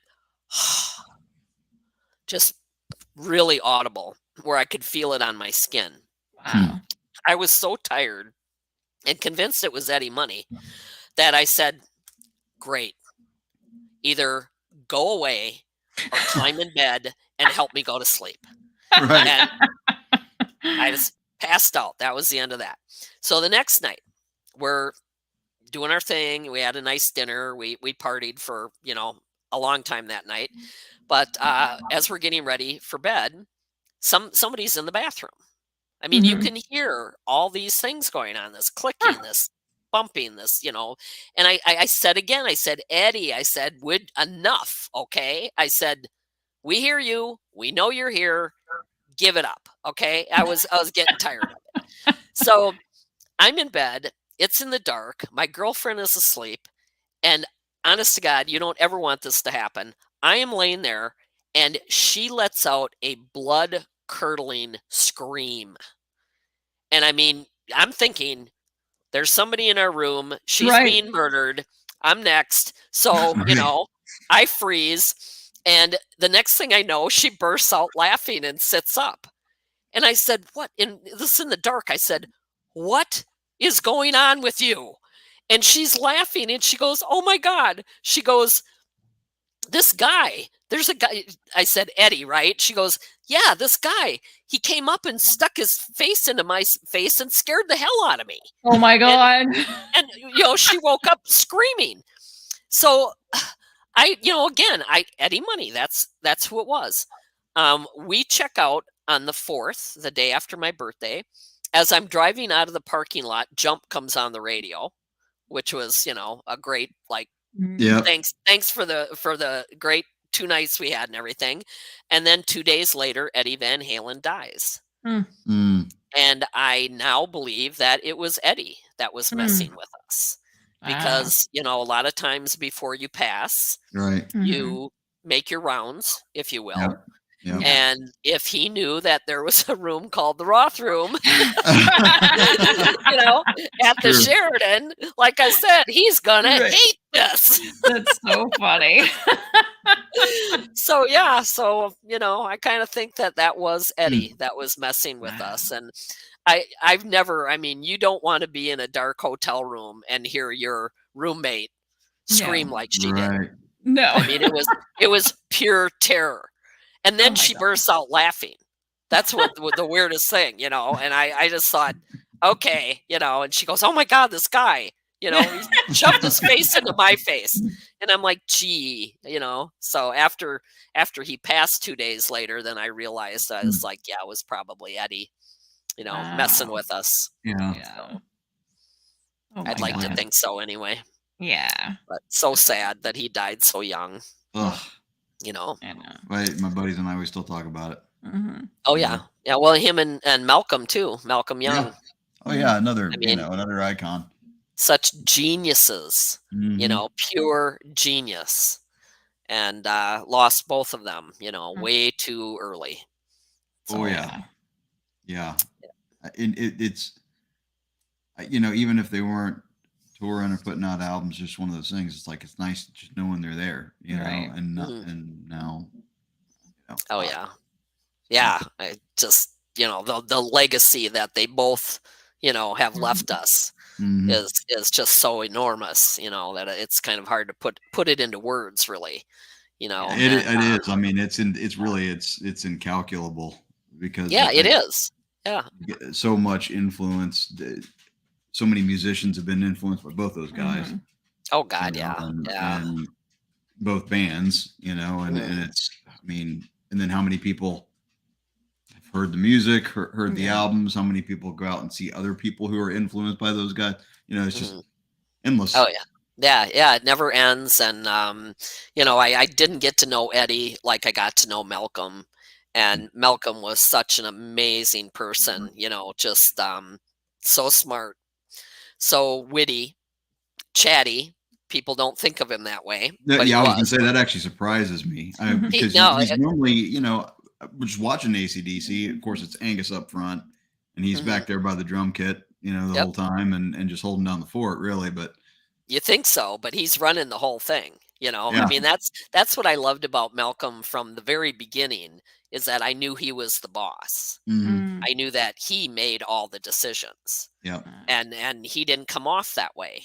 People didn't realize that. And I just, I admired him so much for what he did, but just what a gentleman he was. And he said in an interview one time that kind of an iconic line now from him is somebody asked him once, how do you feel about, your little brother being the focal point of the band and, the star of the band? And he's, he's out there and, and you're back there. And Malcolm just says, if you got paid more than me, it'd bother me. That's great. So Malcolm, it's like cut and dried business, it's, his favorite thing too is he always said, if you're not with us, you're against us. Yeah. And that was his attitude. That was his complete attitude of like, if you don't, because they were called, punk back when they started. They hated that. Oh my God, they hated that. Well, and I remember it's something, an interview with Angus, and somebody had asked him how the schoolboy thing came about or whatever. And I'm messing up the story. I'm getting it wrong, but basically he had the outfit on, and they're playing this club, this bar or whatever, kind of a rougher place or something like that. And he's like, all I could think of to do is just go nuts. And that kept me from getting my ass kicked, basically, you know what I mean? Or whatever. They put it in his way. That's where the Angus came from, that never stood still, you know what I mean? Because and everybody of course loved it. They threw beer cans at him. Yeah. That's why. I mean, back in the early days when they toured Australia, there was some tough crowds, right? And they would throw things at him. Wow. So Angus figured, if he kept moving, they could hit him. That's what he said. One of my favorite stories about that, I don't know the date or time, but somebody was heckling Angus, and Angus had 'enough, and he threw his guitar down and he jumped into the crowd, lunged at this guy. Well, Angus is about 5'2". Right. Yeah. He's not really going to take down somebody in the audience. You wouldn't think anyway. He didn't have a weapon with him. And so Phil Rudd jumps off of the drum kit, jumps down into the crowd, knocks the guy out, and breaks his left thumb doing it. Oh no. Wow. So that's why he got the nickname Left Hook Rug. Okay. Because, and they asked him later on, like, what were you thinking? Why did you do that? He goes, it was Angus. I had to. Right. He had to save him. Somebody had to save him. Right. So I love Phil for that because, he was right off, but he broke his thumb. He had to miss a couple dates because of that. So. Oh no. And those guys go to take over the world. You know what I mean? And that's because they're pure rock. You know what I mean? They're just, yes, rock and roll. That's like you said, the FAQ. Everything to know about the world's true rock and roll band. Mm-hmm. And that's what Malcolm would always say, is that we are a rock and roll band. Yep. We're not punk, we're not new wave, we're not this, we're not that. We're rock and roll. And God bless them. Oh God, I mean, that was the whole debacle of the recording of Highway to Hell. Mm-hmm. They 6 people lost their jobs over that. Oh wow. That was, the record company did not want to do an album called Highway to Hell, for one thing. I don't know why, but they didn't. And so let's see, they got 2 guys from Atlantic Records, hooked them up with Eddie Kramer. And they went to Miami to record Highway to Hell. Now, Eddie Kramer is a great, nothing taking away from his talent as a producer, right? But he wanted them to add keyboards. I'm surprised he didn't get hurt. I'm telling you. But what they did was they were so frustrated. It wasn't going anywhere. They were just this tug and pull thing going on. And so they give Eddie the day off. They tell him we're going to take a day off. Right. Angus and Malcolm and Bon go into the studio. Bon used to be a drummer. So Bon gets on the drums. They do a little demo tape of a couple of songs that are going to go on Highway to Hell. Call their manager, Michael Browning, at the time, who just happened to be hanging out with Mutt Lange. And they said, the producer's done. We're not recording here. We want out of Miami. Find us somebody, but this isn't happening. So the 2 guys at Atlantic Records got fired. Eddie Kramer got fired. Michael Browning, unfortunately, lost his job. And Harry Vanda and George Young had been pushed out for a new producer. So 6 people ended up losing their jobs over Highway to Hell. Wow. And that's what, with Mutt Lange's production Right. and their songs and, their AC/DC, but that's what really got them the airplay that they had, worked for years. They had not cracked into especially the American radio until Highway to Hell, really. Yep. So Well, it was that's one of the things that got him there, and that's the essence of AC/DC right there. You know what I mean? No apologies. This is what we're doing. Yep. And we're not deviating from it. Well, and when they record too, they record live. They set up live, they play live in the studio, and they record it, and then they overdub the guitar and the vocals. That's it. There's no, effects. There's no wah-wah pedals. There's none of that. And a quick story about Eddie Van Halen and Angus.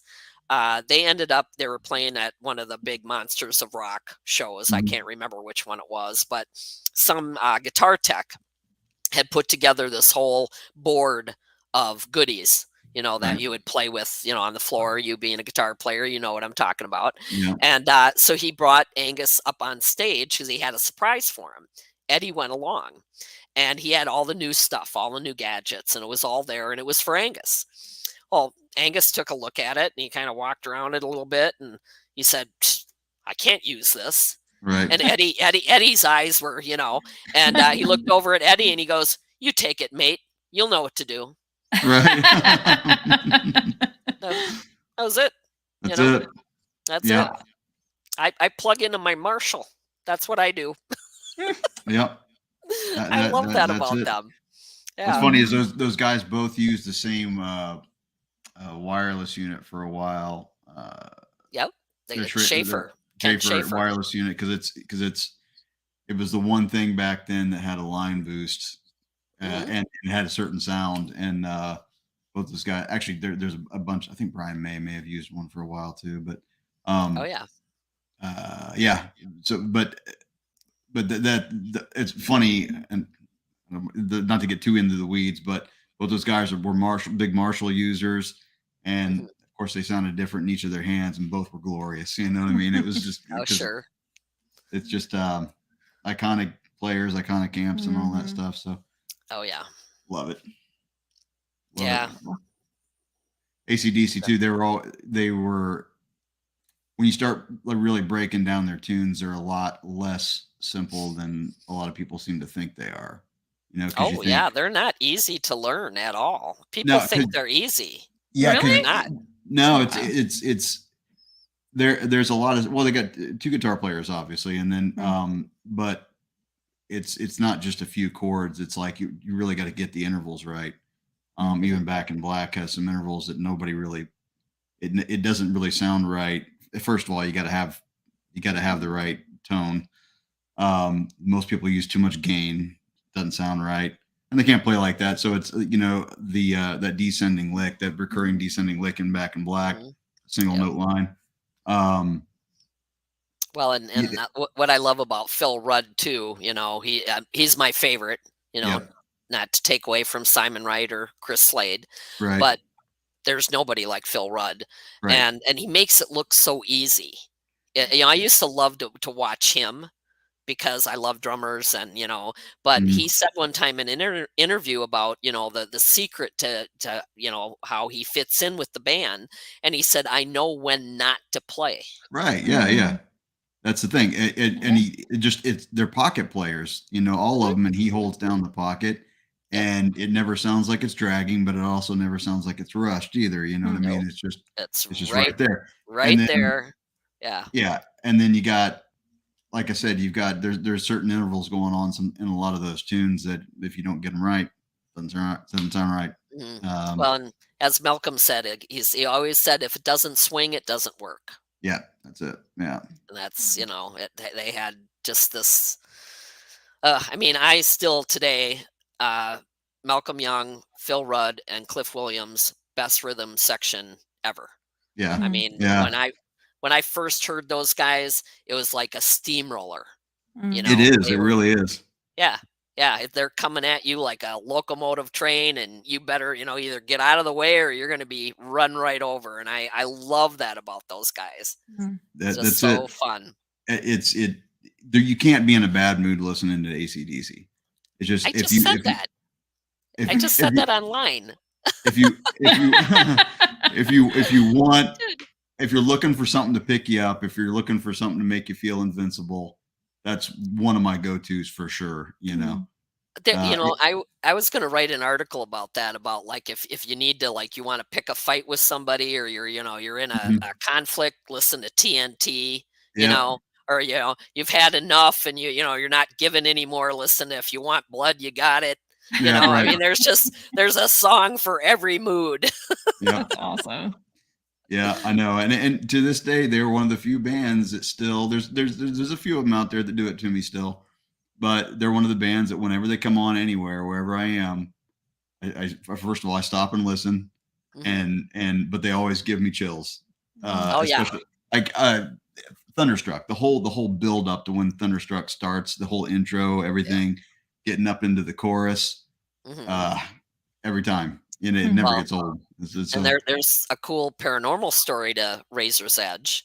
Really? Is that, and I don't know what song it was, but they came back one night after recording, and there were backing vocals on one of the songs that sounded just like Bon. Really? Oh, Yeah. wow. That's Yep. interesting. That's Yeah. very cool. I know. Yeah. I wish I knew which song it was, and it came from a good source. It was somebody that had talked to, I think, Angus's wife or something on a train. Right. They were all on the same train together. And she told him that story, that they came in and there were these vocals that were not recorded the day before, but they were there the next day. Did they leave them there for the album? I don't know. I wish I did know, but I don't. Yeah, Boy, that would that's be something to amazing. hear that, wouldn't it? If they, Yeah, if I know. they indeed left it in the mix, yeah. That would be awesome. Yeah. Crazy. Well, next time you and Bon have a chat, you can ask him about it. Yeah, I see if you heard know. anything. I know. I don't know what he there was something about that we're going to partner up on something in the future, is what I got from the dream. So I don't know exactly what that is yet, but yeah, he said that we were going to be working together. That's very cool. That's cool. That's okay. Yeah. I'm up for it. Yeah. Well, we can't wait to see what that is. Oh my gosh. Well, Susan, I have kept you much longer than I said that I would, and it is just so much fun. Thank you so much. Having a great time. You know me. I mean, I love talking about those guys, and the paranormal too. I mean, and it all kind of mixes together. It does. It really does. Yeah. The two worlds really blend together. It's amazing. Absolutely. Makes me wonder, because I mean, obviously, when you're talking about music, you're talking about recording, you're talking about mics in the room, open mics. Makes you wonder how many things were caught. Yeah. On recordings or accidentally or whatever throughout the years that may be out there, stories like that. Oh God, yeah. No, they have some. I know, like Mike Frazier, who has been the engineer on many of their albums. He's given a lot of recently given a lot of interviews about what it was like to be in the studio doing those albums, and what a great place to be. Yeah, totally. Yeah. Oh, well, I said a couple of times now, like, if you want to go investigate ghosts, like, marry a musician, because he has all the best audio equipment. Yeah, there you go. She's like, I wish I had one of these. I'm like, I got it. Yeah. Already. So I'm already coming up with ideas like, okay, well, what if I wanted to do this type of an experiment? Could you finagle the audio to make that happen? Definitely. Awesome. Yeah. No, to have good audio, I love all the stuff that they have now. They have so many different things now, so many gadgets, if you will, of picking up ghosts, people Yes. talking when you can't hear it audibly, but it Yep. comes back on the Mhm. tape, Cool and apps and everything. Oh, it's I like, amazing. yeah, I like the box, like the spirit box thing that Yeah. they actually can talk back and forth. I've seen a lot of that on YouTube and stuff like Yeah. that. So they've got so many things now, Mhm. Yeah, and and they're using like AI now too. There's a new app that I've gotten. It's a brand new one, so obviously we're all like still like using it, but mhm. basically it uses kind of the same technology as the spirit box, but instead of having words, it takes those words and converts it. The AI takes the words that I guess the spirit can choose and creates a picture. Oh, Um yeah, oh, it's really cool. crazy. We've Crazy. gotten some Yeah, strange things from it. Yeah. So it's I really bet. cool. Oh Yeah. yeah, yeah. There's a lot out there. Yeah. We don't realize, how that's what fascinates me is how big things are. Oh That yeah. we see this three-dimensional little Mhm. show. Right. you Yeah. know, and there's so much beyond that. And so yeah, I like to think that Malcolm's still jamming, and Yeah. Eddie and all those guys, Eddie Money, everybody, Leslie, Mhm. Leslie passed a couple years ago now, and Yep. it's and I hear it's funny because I hear one of them on the radio every day. Yep. Yeah. Yep. There isn't a day that goes by that I don't hear somebody that I actually, got to interact with at some point. Mhm. Yep. Whoa! I knew that was gonna happen. So the dog is walking around Oh, and he keeps like getting his head under the Sissy cord love. of the light. I know. I don't. You might have to. So Sorry. I was just waiting for it to happen. It's his cue of like, you know what? I'm gonna be really annoying, so you yeah. take me out. It's time for a walk. Who knows? It's Ralph going. Yeah, Show's over. there you go. That's good. That's good. Thank you. But yeah, I agree. There are so many fun things out there, but I am Mhm. so excited that we got the chance to talk again. I would love to, of course, do it again anytime you're up for it. Oh yeah, no, Love to have I you back love on. talking about all this stuff. Yeah, and Brings. if you're out here near Ohio, we got lots of ghost stuff here. So let me Mhm. know Oh if you come yeah, out this way. yeah, All definitely. kinds of fun things we could do. I will consider Waverly over Bobby Mackey's. So Yes. I, Well, the Ohio State Reformatory, I mean, maybe you'll be okay. I don't know how you are with the prisons. I didn't think it was that bad, really. Like oh, okay.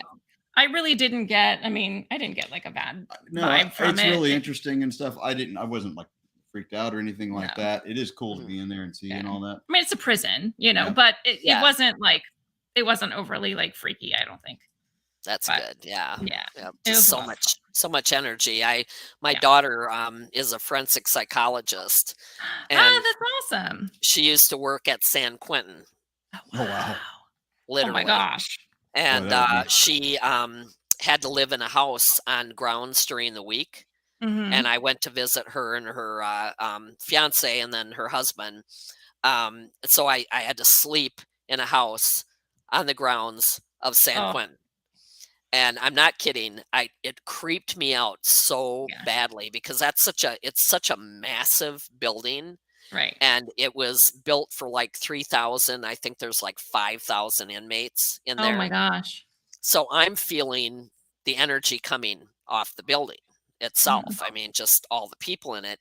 And Yeah. one night I was trying to fall asleep, and I'm laying there, and all this creepy voice, it was so creepy, says in my ear, "Ah, you're breathing the same air as Scott Peterson in The Night Stalker. Nighty night." Ah, Uh-huh. That's quite Yep. no, Yep. ma'am. right. I'm like, Crazy. nope, nope, nope, nope, nope. I just, ugh. I mean, the Mm-mm. closest I got to that place was she drove around it one time Yeah. because I couldn't go in there. I mean, the security is too high there. Yeah. But she did drive around it one day, and just the pain coming out of that building. But Scott Peterson and the Night Stalker were both there when I stayed there. And the Night Stalker now is Crazy. passed, Richard Yeah. Ramirez, but Scott Peterson's still there Wow. unless they moved him. I don't know. Wow. I didn't realize he was at San Quentin. That's crazy. Yeah. Oh my Yeah, gosh. it's Oh, like, yeah. ugh. I could do I don't without want- that voice. I don't want that for a neighbor. That's not good neighbors. No. No. Yeah, Oh my never, gosh. Not something you want. not a big fan of prisons. Oh my gosh. They don't bother me. I actually almost got a job at one once, but yeah, Ooh, your ooh. daughter, man, she's a Oh, badass. A forensic psychologist. That's awesome. yeah, no, she works for the state, now, but Mhm. she worked at San Quentin for quite a while and worked at the Napa State Mental Institution for Mhm. quite a while, and Wow. so but she's not as she doesn't she's not affected as like I am, Yeah. like I couldn't work in a place like that. Yeah. I would be like a mess. Yeah. I think you get used to it too. Sorry, Dave's taking the dogs out. Oh, They were like going bye, crazy. Dave. He's just letting him out back. He'll be right back. Okay. But I think you get used to it, like you get used to Mhm. the vibe. Like when I worked, like I was saying, when I worked at that old like state hospital, people that weren't used to it, they come in and they were just like, nope. Like it's just a creepy, icky vibe. But I think like when you're there for a while, you just get used to it. It almost becomes just familiar to you. And Mhm. I don't know. I get where your daughter's coming from. I think that would be really, really fascinating to work in forensic psychology. So Oh yeah, brain is yeah, no, fascinating to me. So, you know, which is also yeah. why I like ghosts because, Mhm. the mind continues on. So, what is the mind made up of? That's what I find so fascinating. I don't know if we have time, but I got a great prison ghost story for you. Oh, sure, go for it. If you want to hear it. Yeah. Okay. Now my sister was also in the army and then worked at Leavenworth prison for Mm, 15 years. wow. So we I I'm mush. I can't do this kind of stuff. I just would never be able to hold down a job like that ever. Mhm, But they had a very interesting thing happen at I think it was I want to say Leavenworth's got 3 prisons. mhm, So I'm pretty sure it was the state prison. But they had a gentleman there who was from the East Coast, part of the mafia. mhm. He was in a coma. He was dying. Yeah. Okay. So the family came to see him and they called in a priest called Father Applegate to come and give Mhm, him his last rites. Okay. So that morning, a man showed up dressed in very strange dark clothing. mhm, Now, when you go into a place like that, you have to sign in at different mhm. spots and you're being videotaped the whole Yeah. time. Okay. So this gentleman came in and he gave the man the last rites. Now, when somebody's in that condition, there's also another inmate in the cell with him.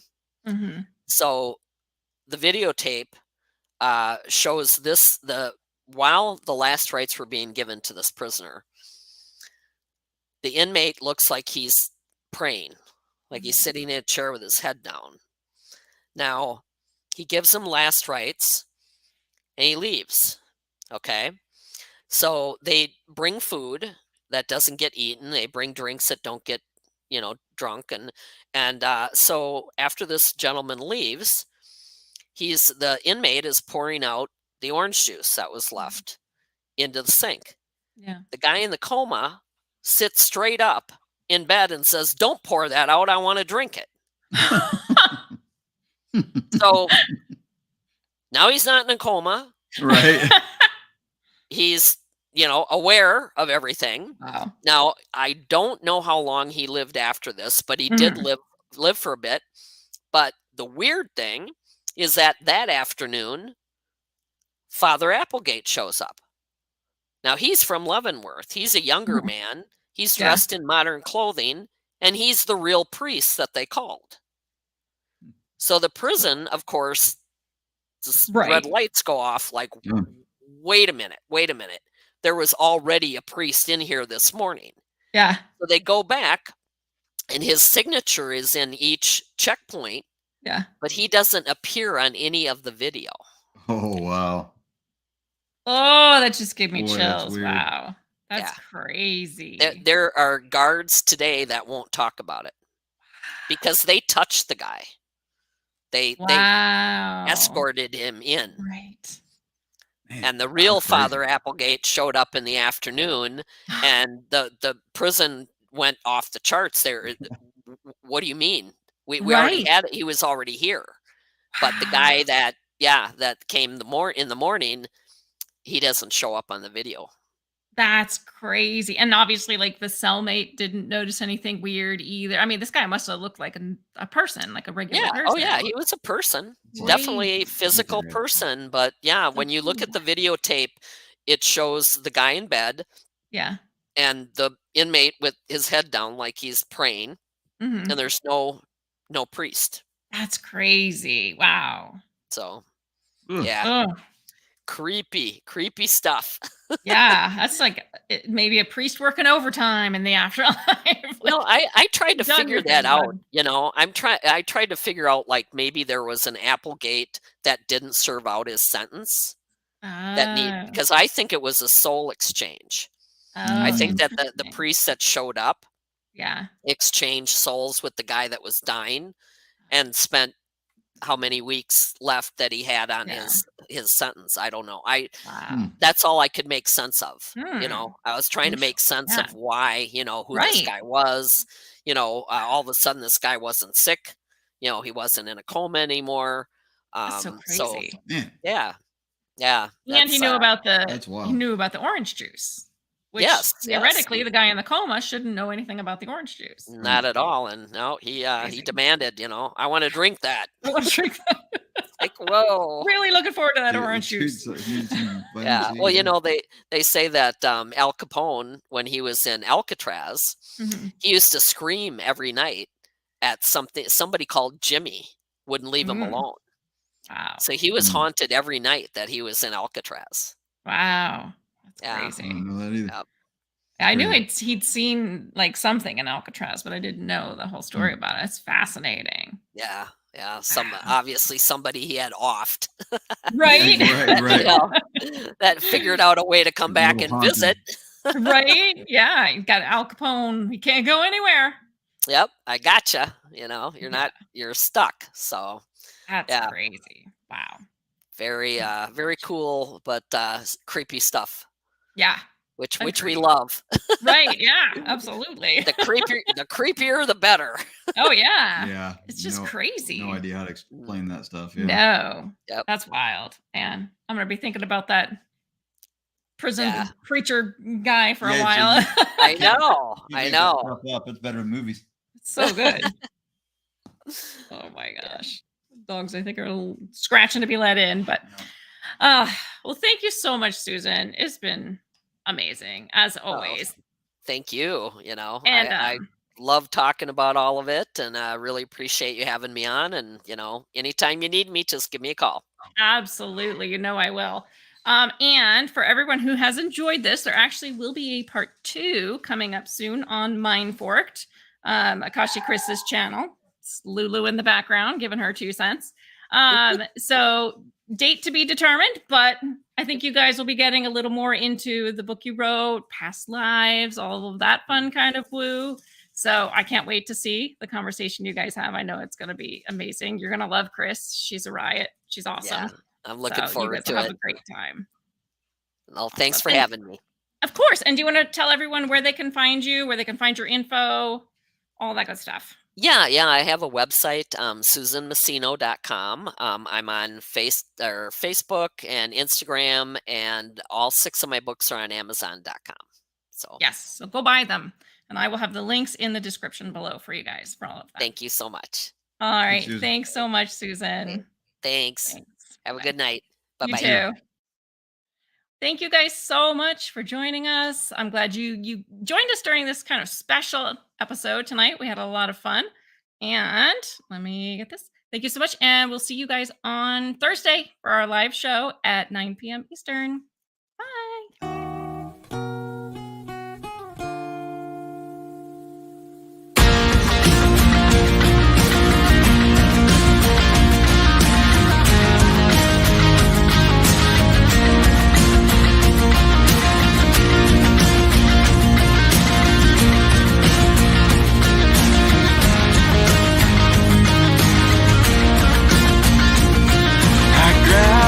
Gold and my heart and soul shoes, and walk among the groups of 2.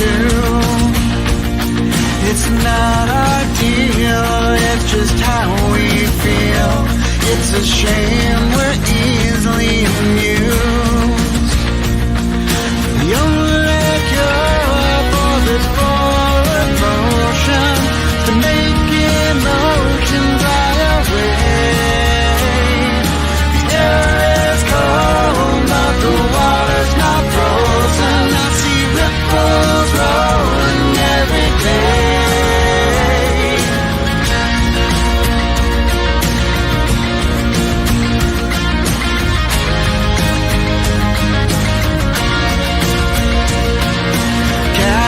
Stone and hit a hardcore view. Catchphrase of the day is that it's true. There's no coffee talk and only one way to please. It's a shame what you do moves me. The only cure for this forward motion to make emotion fly away. Cold, but the water's not frozen. I see ripples rolling every day. Yeah, I'm not looking for a windswept view. Our change has changed. Nothing's new.